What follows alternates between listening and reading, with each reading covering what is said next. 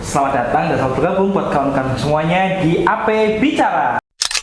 Nah, di episode kelima ini kita bakal bahas mengenai permasalahan-permasalahan yang lumrah kita alami di Jogja, terutama di lingkungan kita di Universitas Aisyah Yogyakarta yang memang secara kedudukan, secara geografis kita ada di DIY, di Sleman terutama, yang memang mungkin kita bakal berbicara mengenai permasalahan cukup berkelanjutan juga, dan kemudian kita coba bicara mengenai kita bahas satu persatu gitu. Mungkin ada yang pertama kita bakal bahas mengenai sampah yang ini menjadi sebuah permasalahan dan membutuhkan kesadaran tinggi bagi masyarakat, dan yang kedua kita berbicara mengenai kelitih begitu. Nah, untuk yang pertama Pak, kita berbicara mengenai sampah di Jogja ini sudah sangat darurat sekali. Bagaimana kemarin di Piungan sudah ditutup, lalu bagaimana Sleman kemarin mencari alternatif. Nah, itu kan kita juga perlu ulas begitu Bapak. Apakah mungkin dari sini kita ternyata bisa menghasilkan sebuah solusi, itu kan yang luar biasa. Mungkin dari Pak Kiri terlebih dulu kita bahas mengenai sampah di Jogja.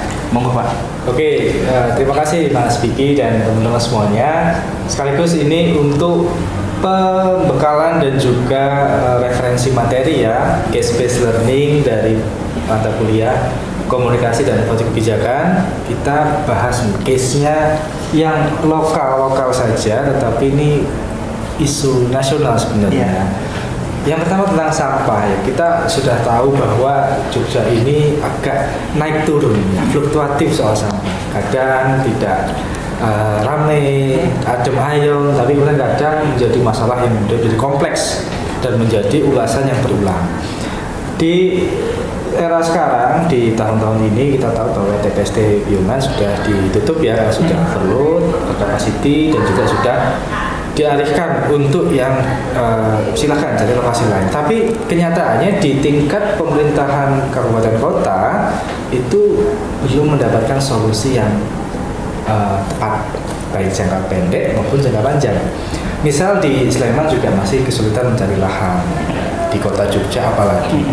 Di Sleman misalnya sudah dapat lahannya, potensi lahannya, tapi ditolak oleh warga. Ya, kami tidak menyalahkan warga juga ya teman-teman semua, bahwa kalau ada lingkungan yang bertempatan sampah itu kan ya menjadi sebuah masalah baru bagi wilayah di sekitar situ. Di kota Jogja yang kemudian lokasi sudah sangat sempit pun masih mencari alternatif yang lebih layak.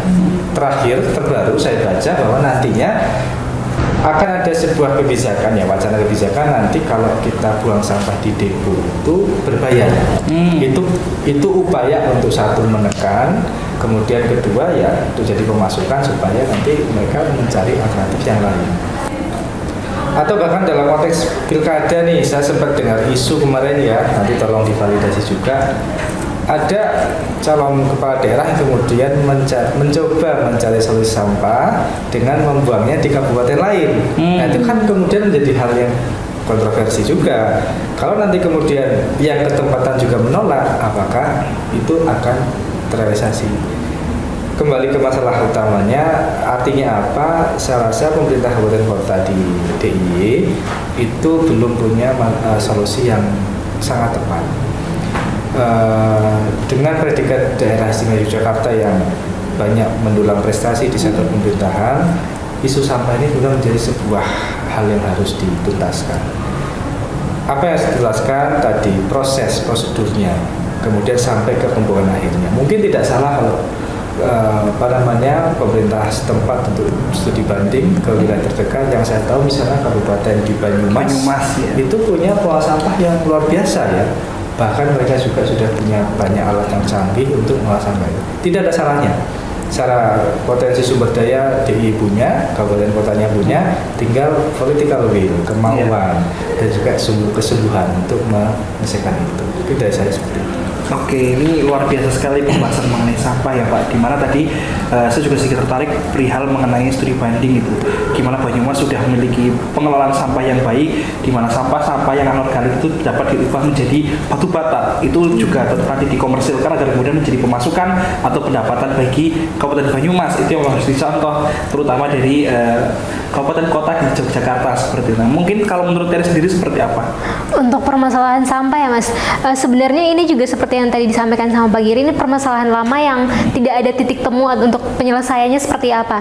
Jadi kami itu di kelas tiap semester itu pasti ada tugas, dan tugasnya itu disuruh membuat jurnal. Nah kami itu tiap mahasiswa biasanya itu ya lebih menggali tentang bagaimana permasalahan sampah di Jogja, dan itu tiap penelitiannya pasti mempunyai hasil yang berbeda. Tetapi ya itu sampai hari ini kita belum mendapatkan penemuan untuk menyelesaikan masalahnya seperti apa. Jika dikaitkan dengan kondisi masyarakat sampai hari ini, mungkin ada masyarakat desa wisata yang sudah mengembangkan sampahnya menjadi barang-barang yang berkualitas tinggi. Tetapi itu ya balik lagi bagaimana pemerintah dapat mengakomodasi itu kepada seluruh masyarakat Jogja untuk dapat memperbaiki sampahnya menjadi barang yang berkualitas. Ya, sebetulnya sudah banyak sekali studi atau mungkin sebuah penelitian yang dilakukan oleh mahasiswa, akademisi, agar kemudian pengolahan sampah ini dapat selanjutnya dapat dirasakan bermanfaatannya, bukan hanya sekedar kita buang sampah dan menjadi barang tidak berharga gitu. Namun peran pemerintah di sini juga lumayan penting tuh, agar kemudian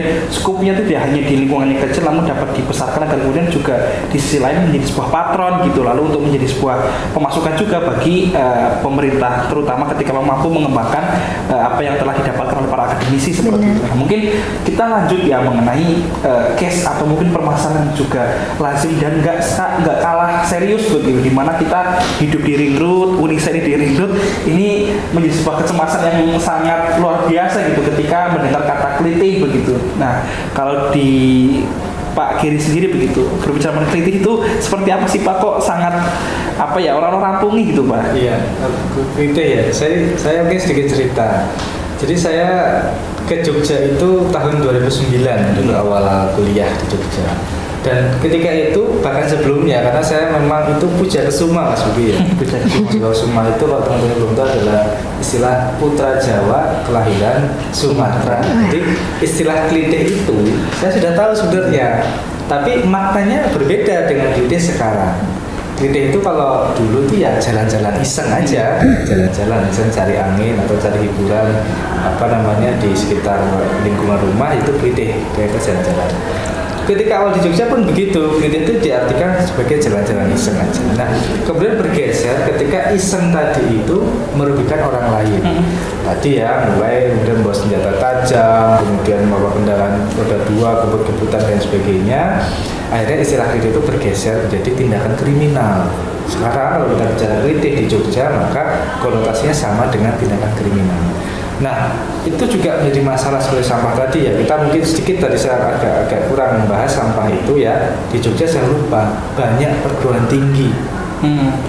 Ada negeri, swasta, ayo dong dilibatkan, tidak hanya dalam konteks dalam konteks naskah ya di atas kertas, tapi juga dalam konteks implementasinya, realisasinya itu kampus harus dilibatkan. Begitu juga dengan kelitih. Kelitih ini menjadi masalah yang kalau terus dibiarkan sangat berbahaya sekali. Kenapa? Karena berkaitan dengan nyawa seseorang. Sering kita mendengar berita korban kelitih itu sampai meninggal dunia, cacat permanen dan sebagainya. Dan saya juga sangat khawatir ya pada teman-teman mahasiswa, kita berada di lingkungan jalur ring road yang jam-jam tertentu itu agak sepi dan mungkin agak gelap. Sedangkan kegiatan di kampus itu kan cenderung sangat banyak sekali ya, bahkan kalau tidak di stop itu kan mahasiswa itu sampai pagi di kampus. Nah itu kan timbul kekhawatiran, bagaimana caranya nanti supaya mereka itu aman kuliah di Jogja. Pak Tere dari NTT jauh-jauh ke Jogja kok masih harus khawatir dengan ini, kan kita yang malu juga sebagai warga Jogja. Bagaimana pemerintah ini kemudian membuat sebuah solusi. Nah solusinya apa? Memang ini tidak bisa level daerah saja yang menyelesaikan. Setiap pelaku kelitih umumnya itu usianya masih di bawah usia dewasa. Yang apa artinya mereka dilindungi oleh Undang-Undang Perlindungan Anak. Kemudian hukuman atau konsekuensi hukum dari usia yang masih anak tadi adalah ya hukumnya tidak boleh sama dengan hukuman dewasa. Nah itu kemudian menjadi celah, seolah-olah menjadi celah, mereka kemudian menjadi agak juga ya, kebal juga, akhirnya ya sudah kan hukumannya juga hukuman yang berbeda. Nah itu terus berulang tanpa kita memikirkan nasib atau hak asasi manusia dari korbannya. Korbannya sangat beragam, ya ada anak seusianya, ada orang tua, ada orang yang sudah sepuh dan lain sebagainya. Harus dipikirkan secara adil. Maka ini tadi saya sampaikan, kita membahas isu lokal tapi skalanya nasional. Semoga ini menjadi atensi bagi pemerintah pusat karena ide ini juga sudah mulai berkembang di daerah lainnya. Saya pantau media sosial itu di Magelang dan sekitarnya juga sudah mulai banyak. Di Semarang juga seperti itu, walaupun dengan istilah berbeda ya. Istilah berbeda. Artinya apa? Jika ini dibiarkan dan masyarakat kemudian mulai cuek, ini akan semakin berkembang. Kemudian kita akan kemana untuk mencari perlindungan seperti itu. Oke, baik. Itu menarik ya ketika berbicara mengenai kritik ini, sebenarnya solusi seperti apa sih yang harus dilakukan? Sangat dilematis gitu ketika berbicara mengenai kenakalan anak terutama. Karena di bawah 17 tahun, antara 12 tahun dan 18 tahun itu merupakan dari remaja, sepertinya memang tidak bisa kita campur atau mungkin secara hukumannya itu sama dengan orang dewasa. Karena bagaimanapun juga peran lingkungan atau mungkin peran dari orang tua itu sangat seharusnya masih masif gitu untuk melindungi atau mungkin melihat bahwasanya anak-anak mereka itu bertumbuh kembang itu seperti apa. Nah, kalau menurut Terry itu sendiri seperti apa sih kalau melihat tentang kelitih itu, entah itu mungkin dari aspek keluarga atau lain sebagainya? Oke, jadi kebetulan banget Mas Bigi, kita semester lalu itu kebetulan juga penelitian mengenai kejahatan kelitih di Jogja. Jadi seperti yang tadi disampaikan oleh Pak Giri sama Mas Bigi juga tadi udah sempat disinggung mengenai peran keluarga itu sendiri. Nah, di sini itu ternyata pada penelitian kami kemarin itu menyatakan bahwa mereka ini adanya regenerasi seperti di organisasi di kampus. Jadi pelaku-pelaku kelitih ini ternyata mereka ada regenerasi yang itu tuh mencakup sampai ke anak SMP. Jadi tindakan kelitih ini sebenarnya juga antara organisasi dengan organisasi, bahkan juga berkaitan sama antara SMA dengan SMA. Jadi itu yang seharusnya kita perlu pertimbangkan bagaimana peran orang tua dan guru atau sekolahnya juga sih, Bas.